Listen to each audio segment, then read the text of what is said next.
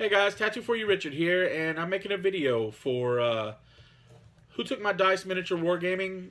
Steven over there, he did a video the other day where he kind of posted a challenge to the community and everybody who's been affected by cancer in some way, shape, or form, maybe through physically themselves or personally from another person, someone close to them or whatnot. And he asked, that if we could just do a video and talk about how cancer's affected us and how we'd like to help that cause. Oh, I was thinking about it. I mean, cancer, like I said, has affected everybody. It's affecting my family at the moment. Um, uh, yeah. And it's affected us in the past as well.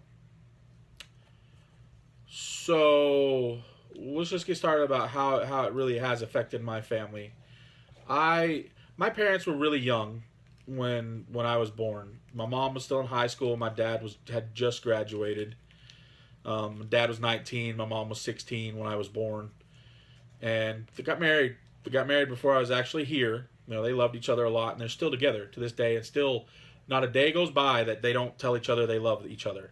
They may be annoyed with each other some days, but that's natural. But they love each other no matter what.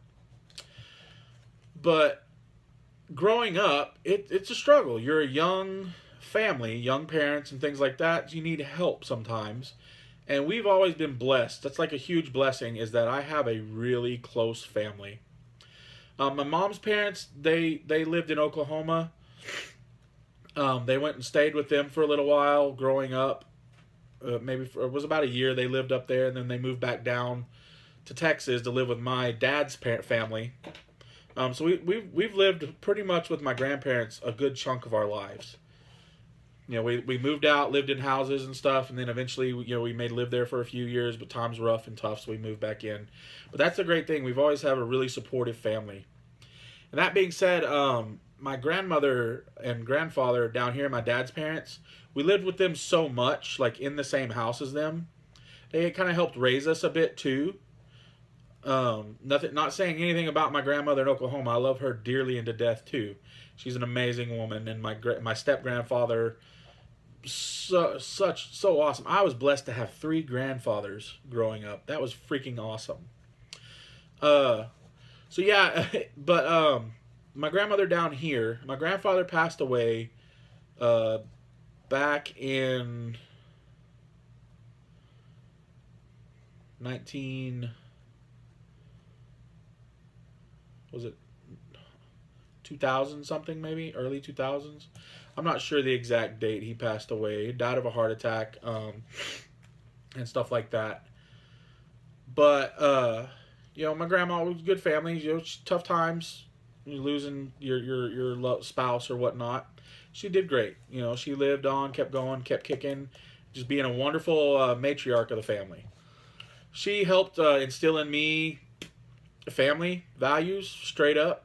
No matter what, birthdays in our family are a big deal. It's basically your birthday is your truly special day. Holidays, she kept those running. Really good traditions in the family. It was always just a good family time. Thanksgivings and Christmases, all that stuff. It was all just kept together. It was held together by her, for sure. Like 100% her. She held it all together. Like I said, back to the birthdays. Your birthday, you'd get your happy birthday on your birthday if it was during the week. But that following Sunday, that wasn't a tear. My face itched. We may have tears by the end of this video. We'll see. But the Sunday after your birthday or before, whichever was closer, would be your special day. You would have whatever your favorite meal was, your favorite type of birthday cake and ice cream and stuff like that, and the family would all come together just to celebrate you, and just be a family. Really awesome time, man. So a few years ago, 2006, no, 2004, that was when my daughter was born, the year my daughter was born. My grandmother got to meet her, which was awesome. But I would always go to my grandmother's house when we moved out and when I moved out and stuff. I would always go there. You know, we'd still have family dinners on Sundays. Some Sundays, like at least once or twice a month. I would go over there every day, every week, at least once a week. We had a ritual. I would come to her house on Wednesdays. She would let me use her washer, and I would usually just stay there to wash my clothes, not dry, because we even had a working washer and dryer at the house. But I still would go over to her house, wash my clothes there, just so I could spend time with her. And she even would typically make me a meal, make me food, but she didn't need to, because I would just eat later on at home or whatever. But anyway, she would do that. She would cook for me. We'd hang out. We'd watch NCIS and just hang out. It was just an awesome, good time. I wasn't a fan of Survivor, but she was, so I'd sit there and watch Survivor with her sometimes. Well, actually, all the time when I came over there because it would be on, but whatever. This lady, she's amazing. She showed me MASH for the first time. I watched MASH, and I'm like a huge MASH fan. She, like I said, she's just amazing, amazing woman. I love her to death. She's my grandmother, but she was like a second mother. My mamaw, she's a glorious woman. Virginia Audell Sessions, you are lovely. I love you so much. But in 2004, she had pains. I had gone over there one day for washing my clothes day and hanging out, and she just wasn't feeling well the whole time. She was just laying there on the couch. Said she had a doctor's appointment the next day. She was having really like stomach issues. So the following day, she went to the doctor, and they found out she had cancer.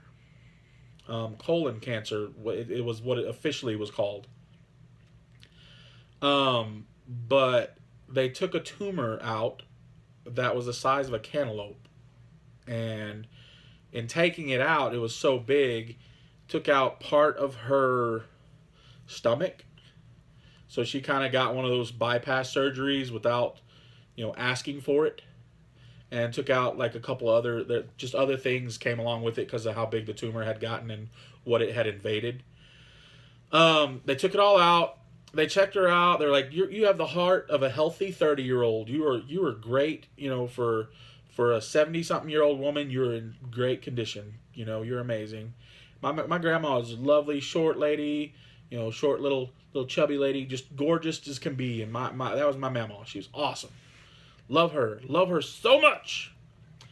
But they took the cancer out, and they started on chemo, and the chemo got her. I think the chemo really did a number on her body. I mean, you're putting chemicals in there and things that are meant to kill somebody, to destroy a tumor and keep a tumor at bay.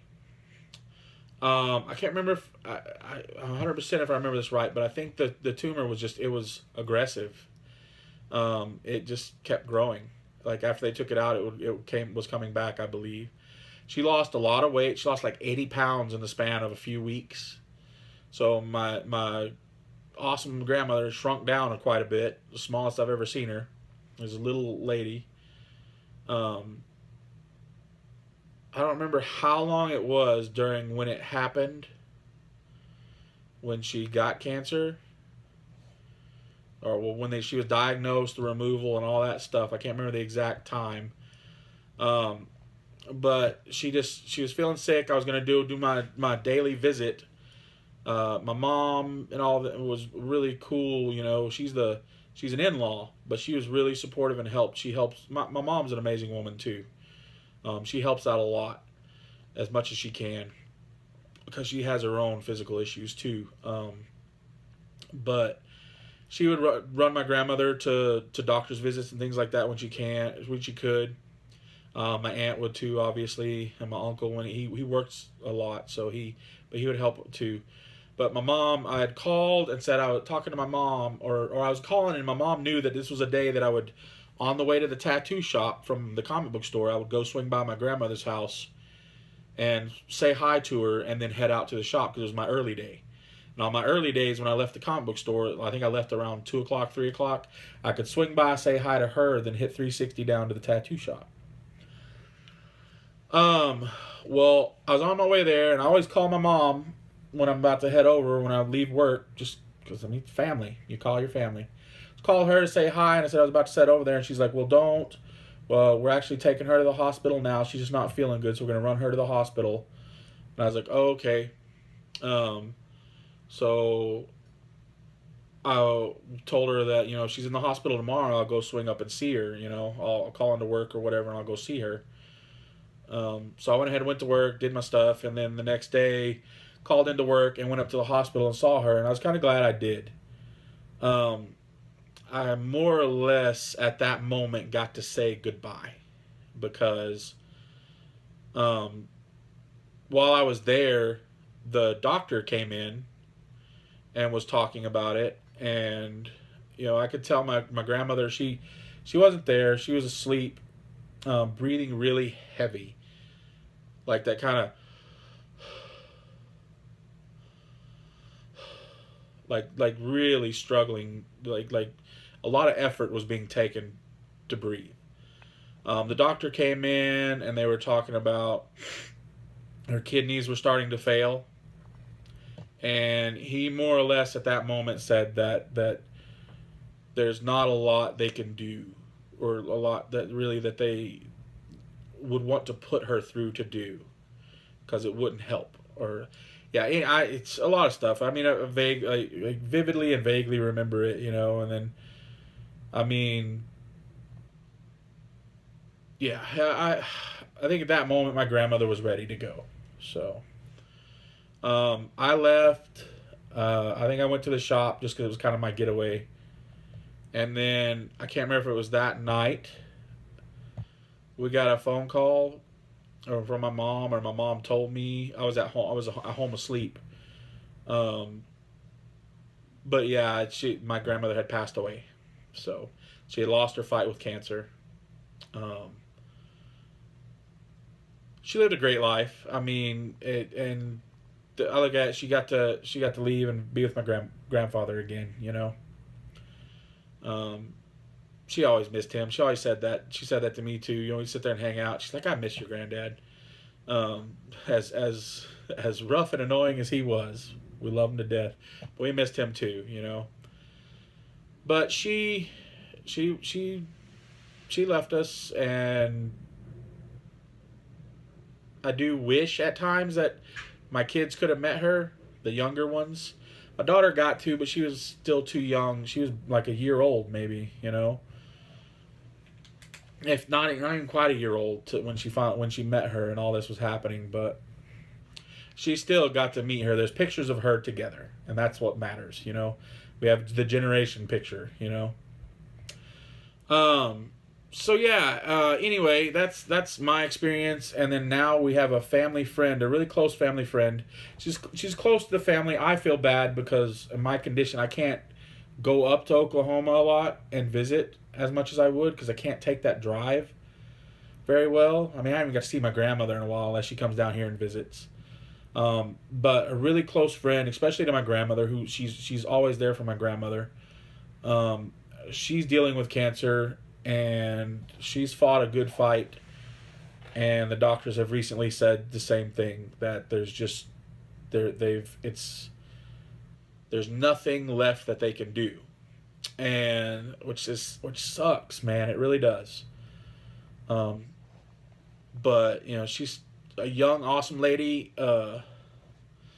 She's just fighting it and dealing with it, and it's gonna be hard, for young ones in her family, because she has some younger grandkids that it'd be gonna be really tough. But I guess this goes back to this whole challenge. Is like, what can you do to help? What can you do? I mean, you wish you could just snap your fingers and it all goes away. But really the only things we can do is like help the research and hope that the people in charge of the research are doing what they're supposed to do and doing it properly. And in order for them to do that, they need the means to do it. So what I'm going to do is I am going to... You saw this on my other video, but I had spare marine parts. I still have some work to do on him. I'm going to add some green stuff to him. And I have a plinth somewhere that I'm going to put him on and have it to where he can pop in and out of it. But I'm going to do this figure up. I'm going to paint it up. give it the breast cancer awareness, the pink treatment, and I'm going to put it up on eBay. Once I do, I will share the link.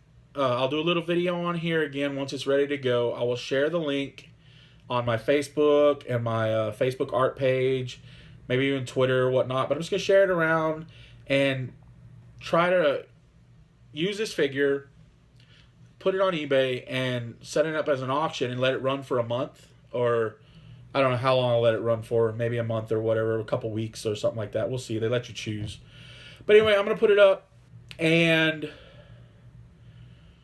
whatever it gets, minus shipping, because I have to ship it to somebody, but hopefully I can get it sold on eBay, and whatever it goes for, I will donate all that to the charity, to a cancer charity. I might see about colon cancer. I don't know. Typically, they break it apart into special things, or I just may look for like a generic cancer research study or something like that, and donate whatever comes of this to it. I'm not going to keep anything for myself at all. I'll probably do a video once it all clears through, show the final, what it went through, and all that other stuff. We'll get to that point when it comes. But I mean, I did this a while back, and when I was tattooing, I did a breast cancer awareness month, to where I did anything with the color pink, even if you knew about the challenge or not. If somebody came in and they said they wanted a butterfly with pink wings or something, if I used a specific pink, and or if you got a cancer ribbon of any kind or something to do with cancer, I would donate a portion of that money to cancer research. I only raised like $15 on that one, but that $15 went to cancer research. So I mean, it was something, and every little bit helps in some way, shape, or form. Even if you're just physically, you don't have any money to give, helping someone with cancer. If you know somebody who has cancer, things are going to be hard for them. They're going to be tough. Offer to bring them a meal. Offer to take them somewhere. If they, like if you're like, hey, dude, can I just take you to dinner or buy you a lunch or something, or just anything. Offer to mow their yard. Because if you're suffering through cancer, you want to be as strong as possible, but I try to be tough about my legs. They hurt. They're pains, and I know that some days I just don't want to. I would just rather lay in bed all day than get up out of bed, but I still do, and I'm in pain during it. Somebody, help any way you can, monetarily or just physically. Yeah, so I'm gonna go ahead and end this video now. I'll leave a link to his Who Took My Dice Miniature Wargaming's original video for this, and the links below and whatnot, so you can kind of go check it out and see if you have something you want to do. And I understand, he asked if you can make a video, but even if you're not going to make a video, think of a way that you could help. Do it silently. However you want. Just let's bring awareness to things, all kinds of things in this world that are rough, and we need to bring awareness to it. Anyway, guys, I love you. I'm going to get down here and get started on stuff, and hopefully get this figure ready to go so I can throw some paint on it here soon and get it up and get it rolling, get this project rolling. Like, share, comment down below, do all the stuff you want to do. Like I said, I'll let you know once I finish this figure up and we go to put it up on eBay, and that way you can maybe share that too and help me out with that and get a lot of people seeing it, and hopefully we can get this guy sold, and I can write a check over for a decent amount to some research company thing. Yeah, I'm babbling, kids. Love you all. I thank you so much. Keep rocking the nerd life, my friends. I'll see you later.